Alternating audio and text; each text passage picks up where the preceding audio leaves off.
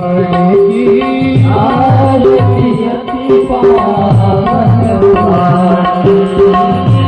जानता हूँ कि तुम्हारा खानदान दो चीज में हमेशा अव्वल रहा है। भगवान देखो इसके खानदान की बढ़ाई कर रहे हैं, क्योंकि भगवान जानते हैं जब अपने परिवार वाले पूर्वजों का भाई बात को सुनो तो अच्छा लगता है कि नहीं लगता। आज भगवान इनके बारे में बता रहे हैं कि देखो राजा बलि, तुम्हारा खानदान दो चीज में हमेशा आगे रहा है। पहला दान करने में और दूसरा युद्ध करने में। ये दोनों में तुम्हारा खानदान कभी भी पीछे नहीं हटा है।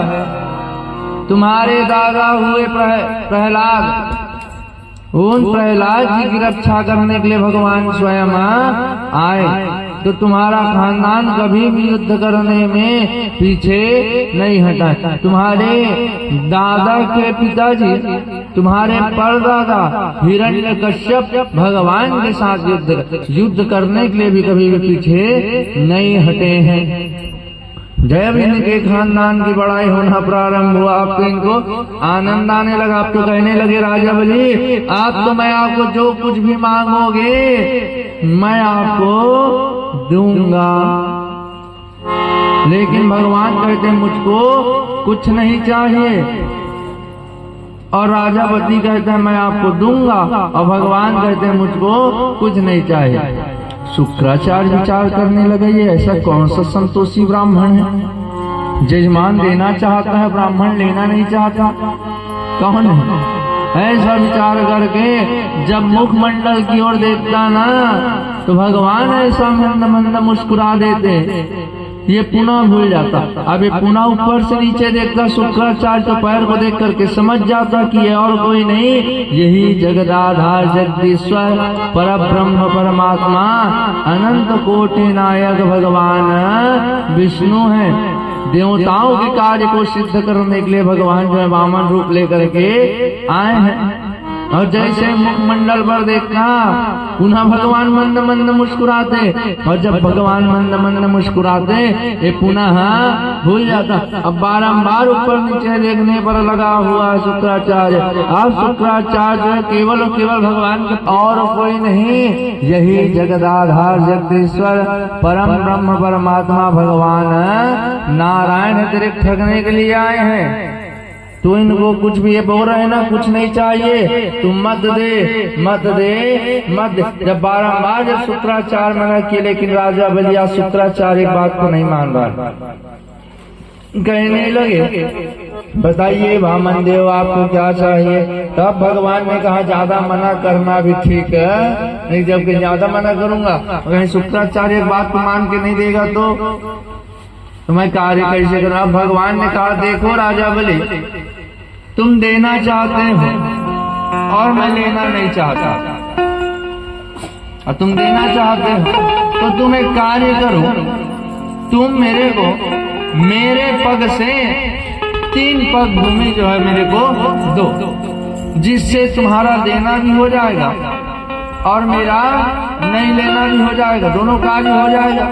तुम मेरे पग से 3 पग भूमि दो।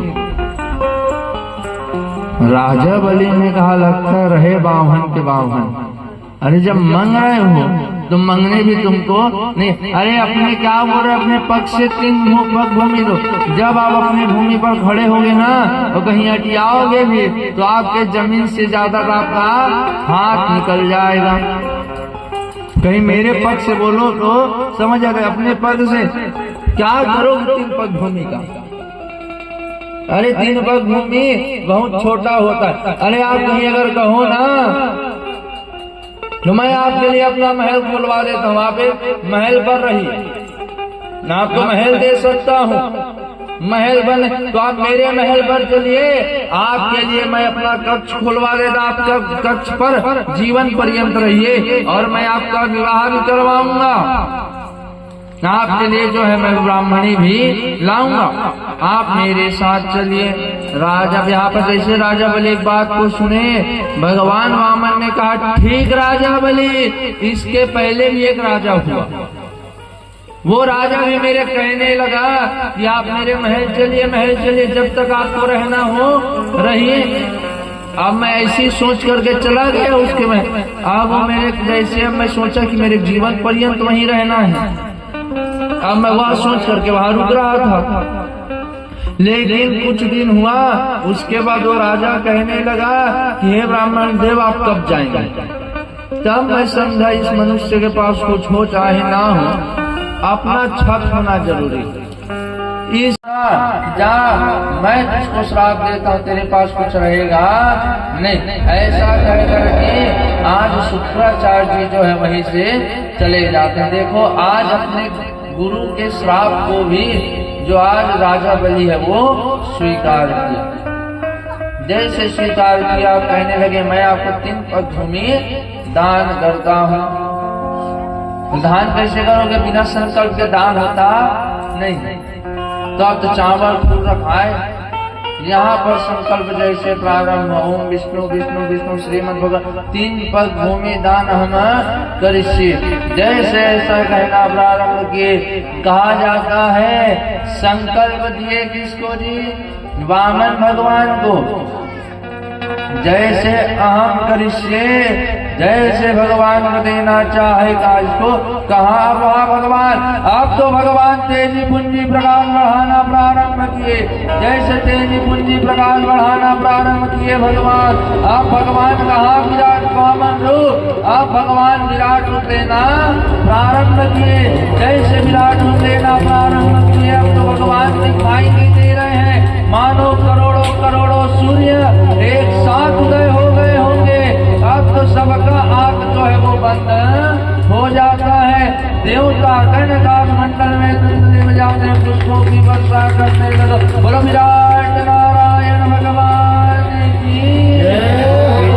जय विराट जय जगतपति, जय जय विराट जय जगतपति, जय विराट जय जगतपति, जय जय विराट जय जगतपति, जय जगतपति जय उमापति, जय जगतपति जय उमापति, जय जगतपति जय उमापति, जय जगतपति जय उमापति, जय जय विराट जय उमापति, जय जय विराट जय उमापति, जय जय विराट जय जगतपति।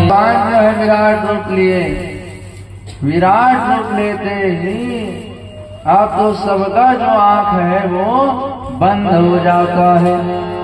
जैसे आग बंद होता है, भगवान ने अपना तेजी पुंजी प्रकाश कम किए। कहा जाता है तेजी पुंजी प्रकाश के कम होते पर भगवान जो है अपने एक पग से सारी पृथ्वी को भगवान जो है वो नाप देते हैं। और अपनी शरीर की लंबाई से भगवान जो है वो आकाश को नाप लेते हैं। अपनी भुजा फैला करके भगवान 10 दिशाओं को नाप लेते हैं। और दूसरे पग से भगवान जैसे स्वर्ग को नापना प्रारंभ किए। कहा जाता भगवान का जो चरण उस स्वर्ग से भी ऊपर जैसे जाना प्रारंभ हुआ। कहा जाता है ब्रह्मांड से टकराया। ब्रह्मांड में बिरजा नदी बहती थी, आज ब्रह्मांड से जैसे टकराया ब्रह्मांड फटा। जैसे ब्रह्मांड फटा वो बिरजा नदी नीचे आने लगी। जैसे नीचे आने लगी कहा जाता उस जल को ब्रह्मा जी ने अपने कमंडल पर रोका। जैसे कमंडल पर जल लिया वही बिरजा नदी पृथ्वी पर जाए और वही गंगा महारानी बनी। बोलो गंगा मैया की जय। जैसे यहाँ नीचे आई गंगा जी, कहा जाता है भगवान ने 2 पग पर संपूर्ण राजा बलि के राज्य को नाप ली, संपत्ति को। जैसे संपूर्ण संपत्ति भगवान नापे, अब तो तीसरे पग के लिए राजा बलि के जी के पास कुछ नहीं बचा। जब राजा बलि के पास कुछ नहीं बचा, भगवान ने कहा कि देखो सैनिकों, राजा बलि 3 पग भूमि दान का संकल्प किया था। लेकिन 2 पग में ही मैं उसकी सारी संपत्ति को नाप लिया हूं। तीसरे संपत्ति के लिए राजा बलि के पास कुछ नहीं बचा है। अब इनको बंधन में बांध लो। जैसे इनको हथकड़ी बेड़ी लगना प्रारंभ हुआ राजा बलि को, इतने माना हुआ किनका? ब्रह्मा जी का। ब्रह्मा जी आकर के आज क्या बोल रहे हैं राजा बलि की तरफ से कि प्रभु आप ठीक नहीं कर रहे हैं। आपको संकल्प किसको दिया था? वामन रूप को। आप विराट रूप लेकर के इसकी संपत्ति का आप ले लिया, आपने ठीक नहीं किया। भगवान को बड़ा क्रोध आया।